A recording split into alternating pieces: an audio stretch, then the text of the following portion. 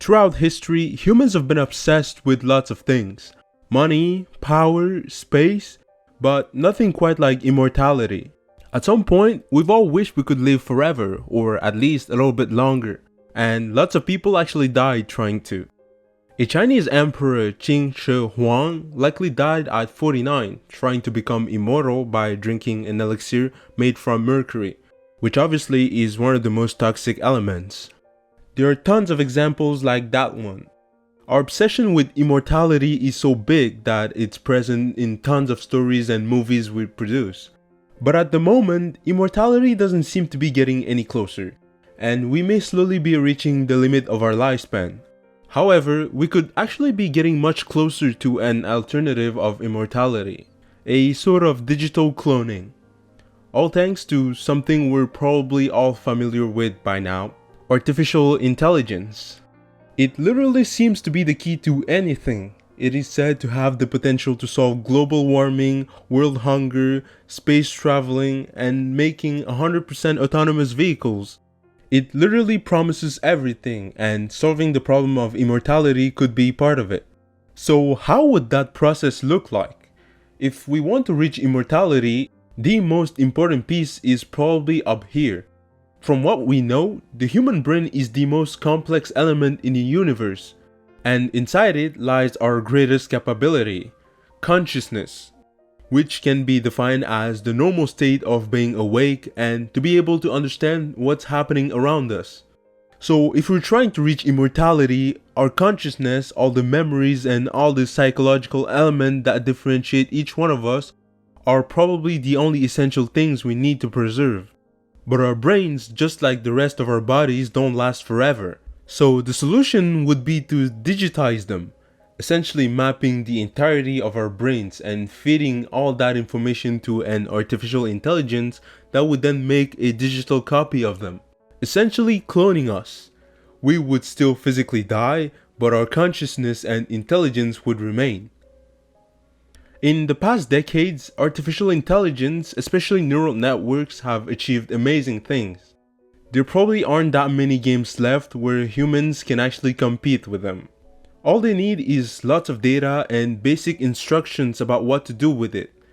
For example, you give it lots of images, you then tell it what you like and what you don't like about them, and the result is computational photography, a technology that allows phones to take crappy, noisy looking photos and by processing them a bit, give you amazing looking visuals.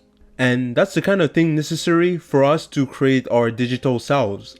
But how do we extract all that data from our brains? Well, we could scan them, but at this moment, the technology we have is clearly not enough. However, there's another method being tested, brain mapping. Essentially mapping the entirety of our brains down to each and every single cell. This way, we would literally have all the necessary information to at least recreate brains without having to understand them fully. But there's a catch. As I specified in the beginning of the video, the human brain is the most complex thing we know of. This means that the amount of data necessary to store it all is probably beyond our current capacity. Plus, it takes a ton of time to brain map. On top of that, just like fingerprints, every single human brain is different. And it's a problem because if we're going to create digital copies of ourselves, we can't make billions of them, considering the amount of data that would be necessary to keep them all. But at least, the method seems to make sense. In 2019, scientists were able to map 1 cubic millimeter of a mouse brain. To do so, they did cut it into tons of slices, 25,000 actually. Then they took detailed pictures of every single one of them. So just imagine repeating that same process for a full-size brain or even a human brain. The amount of data would be astronomical. And this is the point where things start getting really hypothetical. We just don't know if our current AI technologies are able to take that sort of data, if we even manage to gather it and turn it into a functioning virtual brain. But if we ever get to that point, it would already be amazing. It would create lots of ethical questions, of course, but that would still be an amazing accomplishment. Imagining what the future may look like is interesting, but what do we have at this very moment? Well, we have this. It's a digital avatar from a company called Replica. Essentially, what they do is create a digital avatar similar to you. The more time you spend on it, the more time you interact with it, and the more it tries to replicate you. It can answer you back in a way that resembles you. This technology seems interesting to me, as you could somewhat resurrect a deceased person and communicate with your avatar only by using messages that they send. Obviously, it's not the same as having the exact clone of the person, but it's still somewhat interesting. And with the metaverse right around the corner, we could upload those digital avatar and have some real interactions with them. The possibilities are infinite.